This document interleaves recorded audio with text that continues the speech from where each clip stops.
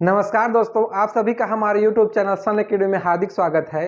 मैं सूरज पटेल। आज हम लोग कंप्यूटर के जिस टॉपिक पर चर्चा करने वाले हैं वह है कंप्यूटर के सॉफ्टवेयर। हम लोग लास्ट वीडियो में कंप्यूटर के इसके जनरेशन देखा या फिर पीढ़ियां देखा, और पीढ़ी में हम लोग इसके 5 पीढ़ी देखे कि किस प्रकार से इसके सॉफ्टवेयर, हार्डवेयर और इसके प्रत्येक पीढ़ी के इसके एग्जाम्पल भी हम लोगों ने देख लिया दोस्तों। तो आज हम लोग इसके कंप्यूटर के सॉफ्टवेयर देखते हैं। तो इसमें हम लोग देखेंगे कि जो सॉफ्टवेयर होता है उस सॉफ्टवेयर क्या होता है, और देखेंगे कि सॉफ्टवेयर टाइप्स देखेंगे, और फिर इसमें जो प्रत्येक टाइप्स के इसके फिर हम लोग इसके डिटेल देखेंगे दोस्तों। तो चलिए हम लोग सॉफ्टवेयर क्या होता है इसको समझते हैं। हम जानते हैं कि कंप्यूटर को इनपुट देते हैं। इनपुट क्या देते हैं? इनपुट जो भी देते हैं वो क्या होता है? डाटा होता है। और डाटा क्या होता है? एक रॉ मटेरियल होता है, मतलब अव्यवस्थित यह होता है, मतलब अव्यवस्थित मटेरियल होता है। इसी को हम लोग क्या करते हैं? व्यवस्थित करके, या फिर कंप्यूटर करता है दोस्तों। ये जो अव्यवस्थित डाटा होता है उसको क्या करता है? कंप्यूटर उसको प्रोसेस करता है। प्रोसेस करके वो उसको क्या करता है? उसको एक निश्चित व्यवस्थित करता है। यही व्यवस्थित रूप ही क्या होता है? आउटपुट हम लोगों को प्राप्त होता है दोस्तों। आगे हम लोग देखते हैं दोस्तों कि कंप्यूटर क्या होता है कि उसको प्रत्येक कार्य के लिए क्या करना पड़ता है? उसको इंस्ट्रक्शन देना पड़ता है। मतलब कि जैसे कि उसको जोड़ने के लिए उसको एक इंस्ट्रक्शन देना पड़ेगा, उसको घटाने के लिए एक इंस्ट्रक्शन देना पड़ेगा। तो यही इंस्ट्रक्शन के जो समूह होता है उसको प्रोग्राम कहते हैं दोस्तों, और प्रोग्राम का जो समूह होता है उसको सॉफ्टवेयर कहते हैं। तो आई थिंक इतना सॉफ्टवेयर क्या होता है समझ में आ गया होगा। तो आगे हम लोग देखते हैं, इसमें कुछ इसके टर्म देखते हैं कि एक्सिक्यूटेबल प्रोग्राम क्या होता है। एक्सिक्यूटेबल प्रोग्राम कहने का मतलब यह है जिसे कंप्यूटर प्रोसेस कर वांछित परिणाम दे, उसी को ही क्या कहते हैं? एक्सिक्यूटेबल प्रोग्राम कहते हैं। मतलब हम लोग यहाँ पर देखते हैं कि जो कंप्यूटर उसको प्रोसेस कर पाएगा उसी को ही एक्सिक्यूटेबल प्रोग्राम कहते हैं दोस्तों। तो चलिए दोस्तों नेक्स्ट देखते हैं हम लोग इसके टाइप्स ऑफ सॉफ्टवेयर या फिर सॉफ्टवेयर के प्रकार देखते हैं। तो इसमें हम देखते हैं कि सॉफ्टवेयर को 3 भागों में इसको बांटा गया है दोस्तों। इसमें देखते हैं हम लोग सिस्टम सॉफ्टवेयर, एप्लीकेशन सॉफ्टवेयर, और तीसरा देखते हैं हम लोग यूटिलिटी सॉफ्टवेयर। तो इसमें हम लोग देखते हैं दोस्तों, ये बहुत ही ज़्यादा इम्पॉर्टेंट है। भले ही इसके अंदर का भले ही ना जाने, लेकिन जो ये इसके एग्जाम्पल हैं बहुत ही ज़्यादा इम्पॉर्टेंट हैं, और इसी से ही क्वेश्चन आता है। हालांकि इसके और डीप भी क्वेश्चन पूछता है दोस्तों, लेकिन मोस्ट इम्पॉर्टेंट यही वाला है। इसके फिर अंदर में और भी है, उससे भी क्वेश्चन बनते हैं दोस्तों, लेकिन मोस्ट इम्पॉर्टेंट ये है और इसके अंदर वाला जो इम्पॉर्टेंट है दोस्तों। तो इसमें हम लोग देखते हैं सिस्टम सॉफ्टवेयर, इसके 2 टाइप्स होते हैं।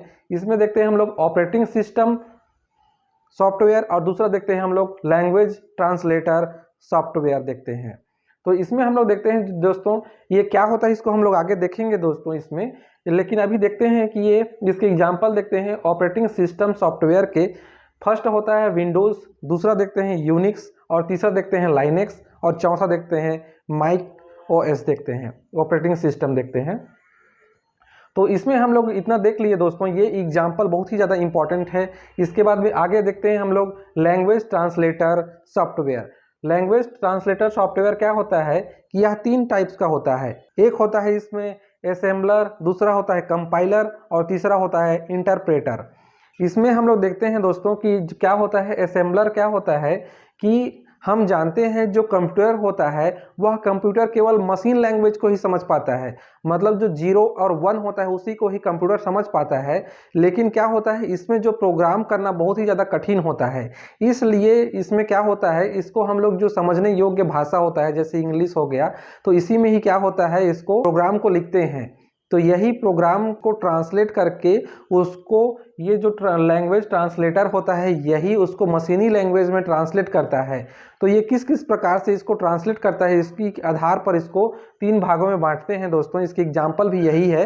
तो इसमें हम लोग देखते हैं कि असेंबलर क्या करता है, यह असेंबली भाषा को क्या करता है, इसको मशीनी भाषा में कन्वर्ट करता है। इसको हम लोग डिटेल देखेंगे अभी, या फिर नेक्स्ट वीडियो में देखेंगे दोस्तों।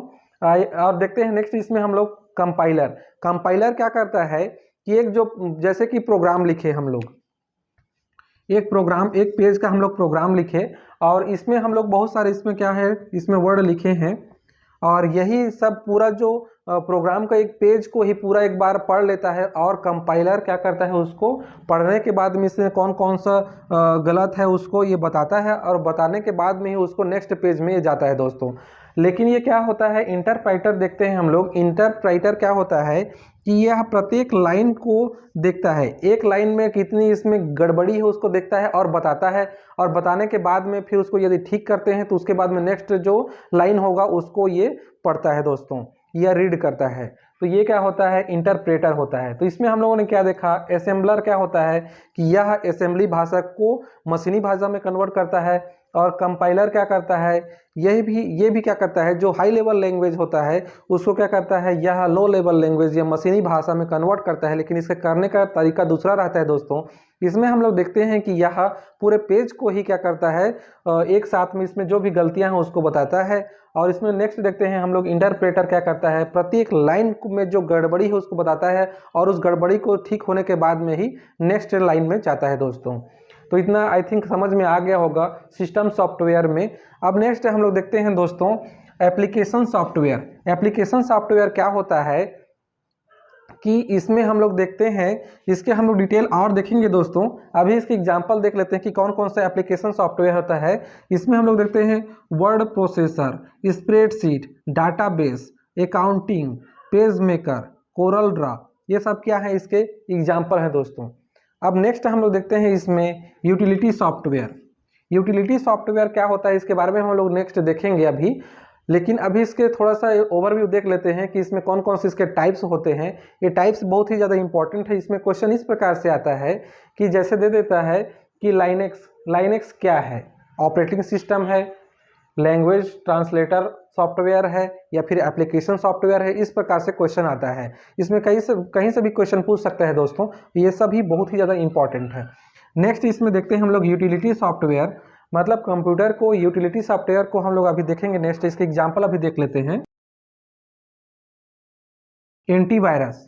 एंटीवायरस क्या होता है, जो हम लोग के कंप्यूटर में वायरस आ जाता है उसको हटाने का कार्य कौन करता है, यही एंटीवायरस करता है। बैकअप प्रोग्राम क्या होता है कि एक मेन मेमोरी होता है, उसमें क्या होता है कि फाइल सेव है और उसको फिर दूसरे जगह भी उसको क्या करते हैं, उसको सेव करके रखे रहते हैं, तो वही बैकअप प्रोग्राम होता है। नेक्स्ट हम देखते हैं डिस्क क्लीनअप। क्या होता है कि यह डिस्क को पूरा क्लीन करने का कार्य करता है। फाइल मैनेजर क्या करता है, फाइल को मैनेज करता है, नाम से ही स्पष्ट है दोस्तों। नेक्स्ट हम देखते हैं डिस्क फॉर्मेटिंग। नेक्स्ट देखते हैं डिस्क फर्मेंटेशन और डाटा कंप्रेसर। तो इस प्रकार से अभी हम लोगों ने ओवरव्यू देख लिया दोस्तों, इसको हम लोग अभी डिटेल में देखेंगे। तो चलिए दोस्तों नेक्स्ट हम लोग देखते हैं इसके जो ऑपरेटिंग सिस्टम है उसको देखेंगे, उसके बाद में लैंग्वेज ट्रांसलेटर सॉफ्टवेयर देखेंगे, उसके बाद में हम लोग देखेंगे एप्लीकेशन सॉफ्टवेयर देखेंगे, उसके बाद में यूटिलिटी सॉफ्टवेयर देखेंगे। तो ओवरव्यू इतना ही है दोस्तों। नेक्स्ट हम लोग अभी देखते हैं। तो चलिए दोस्तों नेक्स्ट देखते हैं हम लोग ऑपरेटिंग सिस्टम। ऑपरेटिंग सिस्टम क्या होता है इसको समझेंगे, उसके बाद में फिर इसकी एग्जांपल देखेंगे दोस्तों। तो ऑपरेटिंग सिस्टम क्या होता है कि जैसे हम लोग का शरीर है और वहाँ उसमें क्या है, एक आत्मा है, हम लोग ऐसा मानते हैं। तो क्या होता है, ठीक उसी प्रकार से कंप्यूटर में भी क्या होता है, मशीन है और उसके साथ में एक सॉफ्टवेयर है। तो यहाँ पे मशीन को शरीर की तुलना की गई है, और जो सॉफ्टवेयर है उसको शरीर में जैसे आत्मा है, ठीक उसी प्रकार से कंप्यूटर में सॉफ्टवेयर है। तो आत्मा को सॉफ्टवेयर और मशीन को, मतलब जो कंप्यूटर है हार्डवेयर है, उसको शरीर माना गया है। तो जिस प्रकार से हम लोग को शरीर के चलाने के लिए आत्मा की आवश्यकता होता है, ठीक उसी प्रकार से जो कंप्यूटर होता है, कंप्यूटर को चलाने के लिए इसको सॉफ्टवेयर की ज़रूरत होता है। तो यही सॉफ्टवेयर ही क्या करता है, इसको चलाता है दोस्तों। तो यहाँ हम लोग देखते हैं ऑपरेटिंग सिस्टम भी क्या है, एक सॉफ्टवेयर ही है। तो यहाँ हम लोग देखते हैं कि ऑपरेटिंग सिस्टम ये कार्य क्या करता है। तो यहाँ हम देखते हैं कि जो ऑपरेटिंग सिस्टम होता है यह कंप्यूटर और जो उपयोगकर्ता होता है, और वहीं पे हम लोग देखेंगे आगे अभी एप्लीकेशन सॉफ्टवेयर। तो एप्लीकेशन सॉफ्टवेयर और जो उपयोगकर्ता है इसके बीच में मध्यस्थता का कार्य करता है कौन, ऑपरेटिंग सिस्टम। और यही ऑपरेटिंग सिस्टम के थ्रू ही क्या होता है, एप्लीकेशन सॉफ्टवेयर चलता है। इसको इस प्रकार से समझते हैं दोस्तों, जैसे कि एक कंप्यूटर है और यहाँ पे एक आदमी है, और क्या है, यहाँ ऑपरेटिंग सिस्टम है, ऑपरेटिंग सिस्टम है। तो यहाँ देखते हैं कि ये क्या है, कंप्यूटर है, ये क्या है, कंप्यूटर है, ये आदमी है, ये ऑपरेटिंग सिस्टम है, और ये क्या है, एप्लीकेशन सॉफ्टवेयर है, एप्लीकेशन सॉफ्टवेयर है। तो यहाँ हम लोग देखते हैं कि एक एक क्या है, कंप्यूटर है, एक ऑपरेटिंग सिस्टम है और एक आदमी है और एक एप्लीकेशन सॉफ्टवेयर है। तो इसको हम लोग समझते हैं कि क्या क्या चीज़ है ये सब। एप्लीकेशन सॉफ्टवेयर क्या है इसको हम लोग आगे अभी देखेंगे। तो ये उपयोगकर्ता मतलब जो कंप्यूटर को उपयोग करता है वही उपयोगकर्ता होता है। ऑपरेटिंग सिस्टम क्या करता है, यही ऑपरेटिंग सिस्टम कंप्यूटर में इन दोनों के बीच में मध्यस्थता का कार्य करता है। मतलब एप्लीकेशन सॉफ्टवेयर कार्य नहीं करेगा यदि उसमें ऑपरेटिंग सिस्टम ना हो। तो यहाँ पे मनुष्य द्वारा जो भी इनपुट दे रहा है तो वह किसके थ्रू होगा, वह ऑपरेटिंग सिस्टम के थ्रू होगा। मतलब यह ऑपरेटिंग सिस्टम कंप्यूटर में बहुत ही ज़्यादा आवश्यक होता है। यहीं से ही ऑपरेटिंग सिस्टम होने के बाद में ही जो एप्लीकेशन सॉफ्टवेयर होता है वह कार्य करता है दोस्तों। तो आई थिंक इतना समझ में आ गया होगा कि यह उपयोगकर्ता और एप्लीकेशन सॉफ्टवेयर के बीच में यह मध्यस्थता का कार्य करता है।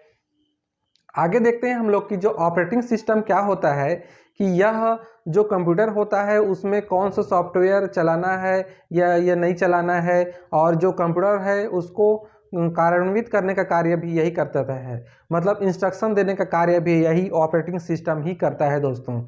तो नेक्स्ट हम लोग चलिए देखते हैं ऑपरेटिंग सिस्टम। आई थिंक समझ में आ गया होगा।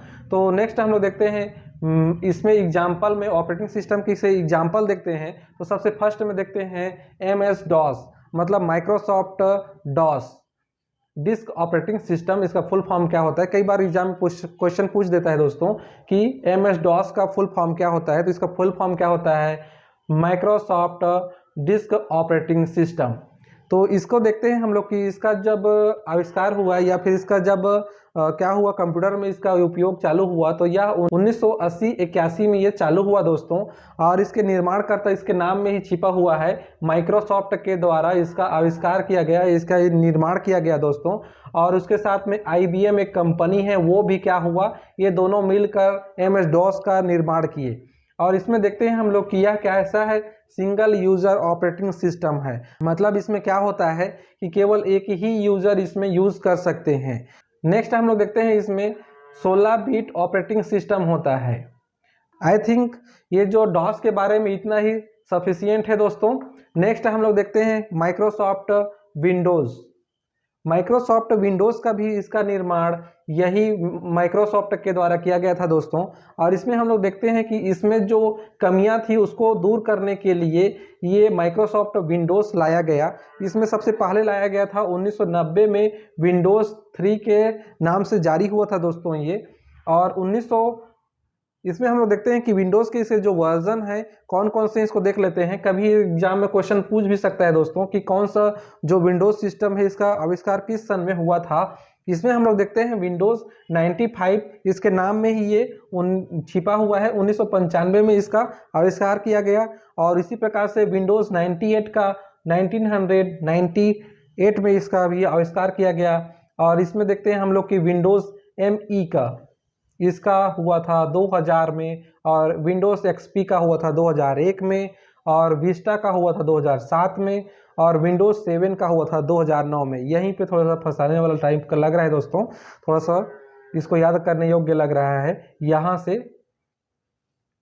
तो ME का हुआ था 2000 ईस्वी में, और XP का हुआ था 2001 में, और विस्टा का हुआ था 2007 में, और विंडोज़ 7 का हुआ था 2009 में, और विंडोज़ 10 का हुआ था 2014-15 में। और यहाँ देखते हैं नवीनतम संस्करण जो विंडोज़ का है 1903 है। ये सन नहीं है, इसका क्या है, संस्करण है, विंडोज़ का संस्करण है दोस्तों। नेक्स्ट हम लोग देखते हैं दोस्तों इसमें माइक्रोसॉफ्ट विंडोज़ यह डॉस से किस प्रकार से अंतर है। इसमें हम लोग देखते हैं कि जो डॉस था वह GUI नहीं था, ग्राफिकल यूज़र इंटरफेस नहीं था। और इसको क्या हो गया, ये माइक्रोसॉफ्ट विंडोज़ GUI मतलब ग्राफिकल यूज़र इंटरफेस। ये क्या होता है दोस्तों, जैसे हम लोग देखते हैं कि कंप्यूटर के स्क्रीन में इसमें बहुत सारे छोटे छोटे आइकन होते हैं। यही आइकन है जो फोटो के रूप में हम लोग को दिखाई देता है, और इसको क्लिक करने के बाद में वह जो सॉफ्टवेयर हम लोग खोलना चाहते हैं वह खुल जाता है। तो यही क्या होता है, GUI होता है, ग्राफिकल यूज़र इंटरफेस होता है।